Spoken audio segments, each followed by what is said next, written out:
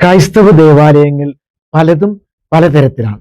ചിലതൊക്കെ ഒരു ഏകീകരണ സ്വഭാവവും അതിലുണ്ട്. ശ്രദ്ധിച്ചു കാണും അല്ലേ? ചിലർ പറയുന്നത് കേൾക്കാം ഗോത്തിക് സ്റ്റൈലിയാണെന്ന് പറയുന്നത് കേൾക്കാം. പല പള്ളികളെ പറ്റിയും പറയാറുണ്ട്. എന്താണ് ഗോത്തിക് സ്റ്റൈല്? അതിലേക്കാണ് ഞാൻ വരുന്നത്. ഏവരെയും പുതിയൊരു വീഡിയോയിലേക്ക് സ്വാഗതം ചെയ്യാണ്. 30ഓളം വിഷയങ്ങളുമായി ആനുവൽ ടിറ്റീസ് ചാനൽ. ദേവാലയങ്ങളിലേക്കാണ് ഞാൻ വരുന്നത്. ദേവാലയം എന്താണ്? ദേവാലയം എന്ന് പറയും, ദൈവാലയം എന്ന് പറയും. ഏതാണ് ശരി? ദേവന്മാരുടെ ആലയമാണോ ദൈവത്തിന്റെ ആലയമാണോ? രണ്ടും ശരിയാണ്. ദൈവം വസിക്കുന്ന ആലയമാണ് ദേവാലയം. പ്രാർത്ഥിക്കാനും ആരാധിക്കാനും ദൈവത്തോട് സംസാരിക്കാനും ദൈവം വസിക്കുന്ന ഇടത്തേക്ക് നാം എത്തുകയാണ്.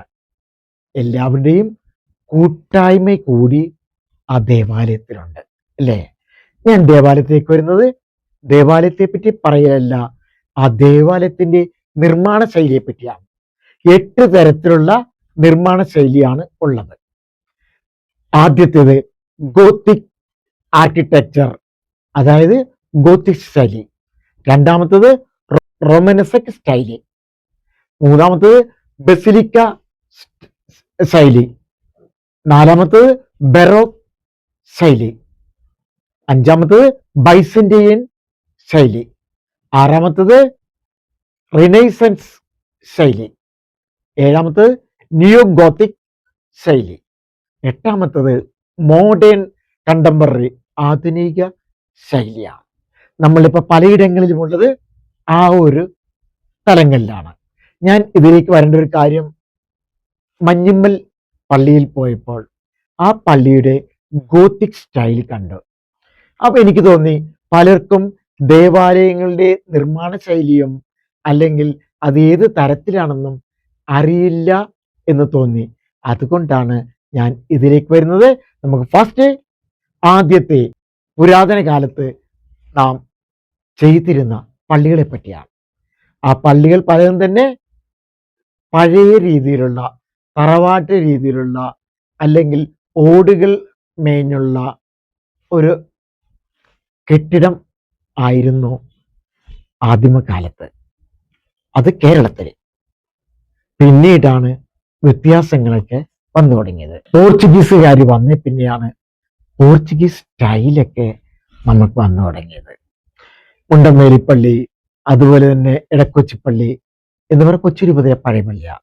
കൊച്ചി രൂപത സ്ഥാപിതമാകുന്നതിന് മുമ്പേ ഉള്ള പള്ളികളാണ്, തലപ്പള്ളികളാണ് ഈ മുണ്ടമേലിപ്പള്ളിയും ഇടക്കൊച്ചിപ്പള്ളിയും.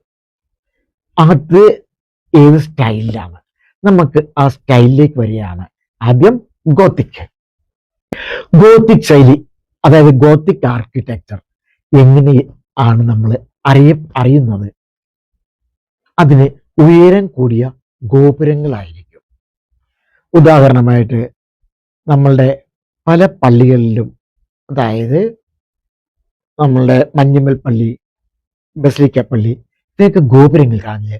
അപ്പോൾ ഉയരം കൂടിയ ഗോപുരങ്ങൾ. പിന്നെ പോയിന്റ് ആർച്ചായിരിക്കും. ഇങ്ങനെ വരുന്ന ആർച്ചായിരിക്കും, അതായത് മൂർച്ചയുള്ള കമാനങ്ങൾ ഇങ്ങനെ വന്നിട്ട് ഇങ്ങനെ വരുന്ന ആർച്ചങ്ങളായിരിക്കും. പിന്നെ നിറമുള്ള, അതായത് സ്റ്റെയിൻഡ് ഗ്ലാസ് ആയിരിക്കും അതിനുള്ളത്. ആകാശത്തേക്ക് ഉയരുന്ന ഭാവം, വലിയ തൂണുകളും റിബ്ഡ് വാൾസും ഉണ്ടാകും. അതിനുള്ളെല്ലാം ഉയരമുള്ള തൂണ്. ഫോർട്ട് കൊച്ചിയിലാണ് ബസിലിക്ക, മഞ്ഞുമ്മൽ പള്ളിയാണ് മഞ്ഞുമ്മൽ പള്ളിയുടെ ഉൾഭാഗം. അങ്ങനെ പഴയ രീതിയിലുള്ള പല പള്ളികളിലും ഉയർന്ന തൂണുകളാണ്. ആ തൂണൊക്കെ എന്താണ് അർത്ഥമാക്കുന്നത് എന്നെല്ലാം ഞാൻ വിശദമായി പറയുന്നുണ്ട്. ഈ ഗോത്തിക് പള്ളികളുടെ ഒരു ഉദാഹരണം പറയുകയാണെങ്കിൽ നോത്രദാം കത്തീഡ്രല്, കേരളത്തിലെ ചില പഴയ പള്ളികളിലും ഗോത്തിക് സ്വാധീനം കാണാം. Next Romanesque style. Romanesque style എന്ന് പറയുമ്പോൾ കട്ടി കൂടിയ മതിലുകളാണ്, അതായത് നല്ല വീതിയിലുള്ള കട്ടി കൂടിയ മതിലുകളായിരിക്കും. വൃത്താകൃതിയുള്ള കമാനങ്ങൾ, അതായത് ഇങ്ങനെയല്ല വരുന്നത്, ഇങ്ങനെ ഇങ്ങനെ വരും. അപ്പോൾ അതിൽ നിന്ന് മനസ്സിലാക്കാവുന്നത് അത് റൊമാനസ് സ്റ്റൈലാന്ന് വിചാരിക്കുക. പിന്നെ ചെറിയ ജനലുകളായിരിക്കും, കോട്ടയുടെ പോലത്തെ ഭാവം. ഇത് കണ്ടു കഴിഞ്ഞാൽ സ്റ്റൈല് ഒരു കോട്ടയുടെ ലുക്കായിരിക്കും. ഗോത്തിക്കിന് മുമ്പുണ്ടായിരുന്ന യൂറോപ്യൻ സ്റ്റൈലിയാണ്. നെക്സ്റ്റ് ബസിലിക്ക സ്റ്റൈൽ എന്ന് പറയും. നീളമുള്ളതായിരിക്കും പള്ളിയുടെ ഉൾഭാഗത്തെ ഹാൾ, നവേ എന്ന് പറയുന്നത്. ഇരുവശങ്ങളിലും എയ്സിൽ ഉണ്ടാവും. ഉയർന്ന മധ്യഭാഗം ഉയർന്നതായിരിക്കും. ആദ്യകാല ക്രൈസ്തവ ദേവാലയങ്ങളിൽ സാധാരണയായിരുന്നു. സെന്റ് പീറ്റേഴ്സ് ബസിലിക്ക അങ്ങനെയാണ്. ബസിലിക്ക എന്നത് ചിലപ്പോൾ ഒരു പ്രത്യേക ബഹുമതി പദവോ മാത്രമല്ല, നിർമ്മിതി ശൈലിയും കൂടിയാണ്. 4 ബറോക്ക് സ്റ്റൈല്. നമ്മുടെ ബറോക്ക് സിനിമയല്ല, അതിന് നിറയെ അലങ്കാര സമൃദ്ധമായിരിക്കും. സ്വർണ്ണ നിറങ്ങളും ചിത്രകലയും വളവുകളും ഒരു ഡ്രമാറ്റിക് ലുക്കായിരിക്കും. കത്തോലിക്ക സഭയുടെ യൂറോപ്യൻ പള്ളികളിലാണ് ഇത് കൂടുതലായി കാണുന്നത്. 5ാമത്തത് ബൈസന്റൈൻ സ്റ്റൈലാണ്. ഡോംസ്, വലിയ ഡോംസ് ഉണ്ടാവും. ഇതിനു മുമ്പ് ഞാൻ പറഞ്ഞ ഈ ബറോക്ക് സ്റ്റൈലിലും ഡോംസ് ഉണ്ടാവും, ഇങ്ങനെ വളഞ്ഞ് നിൽക്കുന്നത് പോലെ കേട്ടോ. അതായത് പല പള്ളികളിലും തന്നെ നമ്മൾ കാണാവുന്നതാണ്. അതിന്റെ പ്രത്യേകിച്ച് ഇവിടെ പറയാൻ പറ്റുന്ന പള്ളി വെച്ചാൽ അരൂർ പള്ളിയുടെ ഫ്രണ്ടിൽ ഇങ്ങനെ ഡോം ഉണ്ട്. അരൂർ പള്ളി ആദ്യം പണിയാൻ ഉദ്ദേശിച്ചിരുന്ന പള്ളിക്ക് കംപ്ലീറ്റ് ഡോംസ് ആയിരുന്നു. ഇപ്പൊ ഡോം മാറ്റിയിട്ട് അത് ഗോത്തിക് സ്റ്റൈലിലേക്ക് മാറുകയായിരുന്നു. ഇപ്പൊ ബൈസന്റൈൻ സ്റ്റൈലിലും ഈ ഡോംസ് ഉണ്ട്. അതിന് പറയുന്നത് ഗുംബദങ്ങൾ എന്നാണ് മലയാളത്തിൽ പറയുന്നത്. മൊസൈക്ക് ചിത്രങ്ങൾ ഉണ്ടാവും. കിഴക്കൻ ക്രൈസ്തവ സഭയുടെ സ്വാധീനമാണ് അതിൽ. ഹഗിയ സോഫിയ, നിങ്ങൾ കണ്ടിട്ടുണ്ടാവും. ഇപ്പൊ മുസ്ലിം പള്ളിയായിട്ട് മാറിയ ഹഗിയ സോഫിയ അല്ലേ? കുറച്ചുനാള് അത് മ്യൂസിയം ആയിരുന്നു, ക്രിസ്ത്യൻ ദേവാലയമായിരുന്നു. അതിനുശേഷമാണ് ഈ തലങ്ങളിൽ വ്യതിയാനമൊക്കെ വന്നത്. അറിയാമായിരിക്കും, തുർക്കിയിലെ ആ ഹഗിയ സോഫിയ കംപ്ലീറ്റ് ഈ ഡോംസ് ആണ്. Okay, next renaissance style. Symmetric ആണ്, സമതുലിതത്വമാണ്, ഗണിതപരമായ അളവുകളാണ്, ഗ്രീക്ക് റോമൻ സ്വാധീനമാണ്. മനോഹരമായ ഡോംസ് ഉണ്ട്. നെക്സ്റ്റ് 7 നിയോ ഗോത്തിക് സ്റ്റൈല്.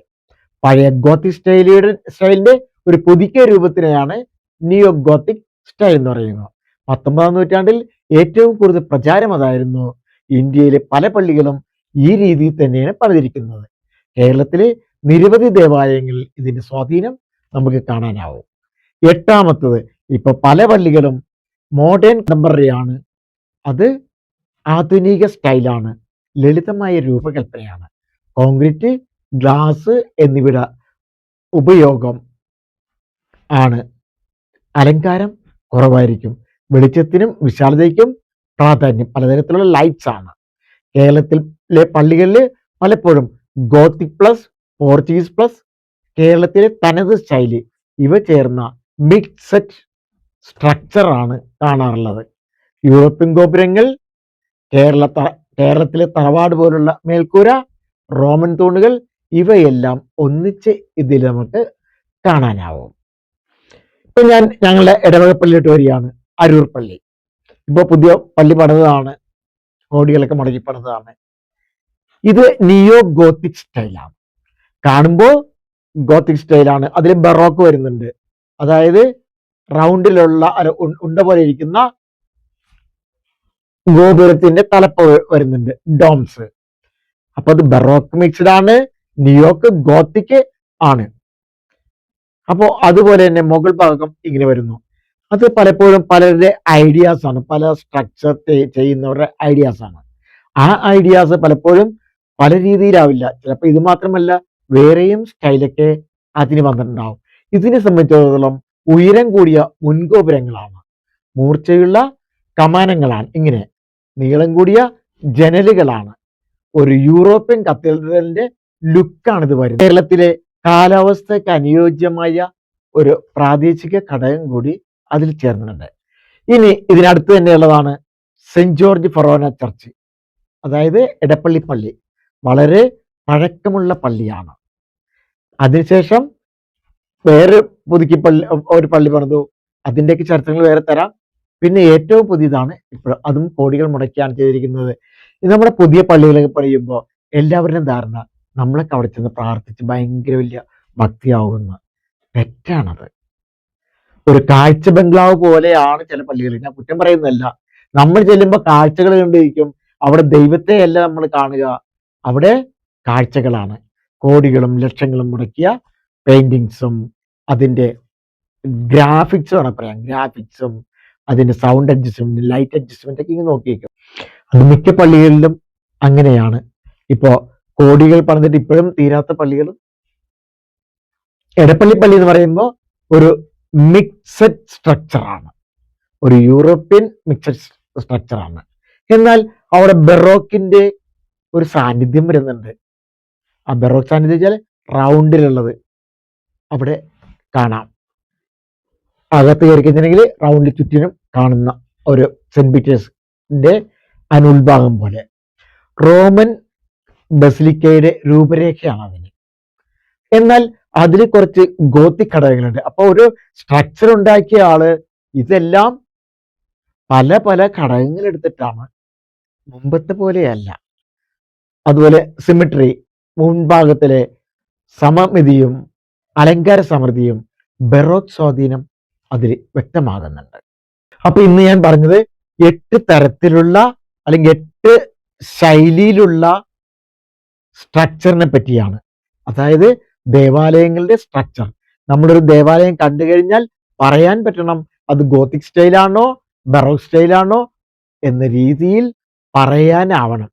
ഇത് എന്താണ് ഉണ്ടാക്കി വെച്ചത് എന്ന് അല്ല ചിന്തിക്കേണ്ടത്. അത് ഇന്ന സ്റ്റൈലാണ്, റോമൻ സ്റ്റൈലാണ്, പേർഷ്യൻ സ്റ്റൈലാണ്, അല്ലെങ്കിൽ കേരളത്തിന്റെ തനതായ സ്റ്റൈലിലാണ്, അല്ലെ മോഡേൺ സ്റ്റൈലിലാണ് എന്നൊക്കെ നമ്മൾക്ക് പറയാനാകണം. അതിനു വേണ്ടിയിട്ടാണ് ഞാൻ നൽകിയത്. ഏവരെയും ദൈവം അനുഗ്രഹിക്കട്ടെ. പുതിയൊരു വീഡിയോയുമായി കാണാം. ഇനി ദേവാലയങ്ങളിലെ കൊടിമരങ്ങളെ പറ്റിയാണ് എൻ്റെ അടുത്ത വീഡിയോ ഞാൻ തരുന്നത്. ഇത് സ്റ്റൈല്. Okay, thank you. ഈ വീഡിയോ നിങ്ങൾക്ക് ഉപകാരപ്രദമായെന്ന് തോന്നിയാൽ മറ്റുള്ളവർക്കും കൂടെ ലഭിക്കുവാൻ ഷെയർ ചെയ്യാൻ മറക്കില്ലല്ലോ. ഇനിയും ഇതുപോലെയുള്ള വീഡിയോകൾ ലഭിക്കുവാനായി സബ്സ്ക്രൈബ് ചെയ്തിട്ടില്ല എങ്കിൽ സബ്സ്ക്രൈബ് കൂടെ ചെയ്യണേ.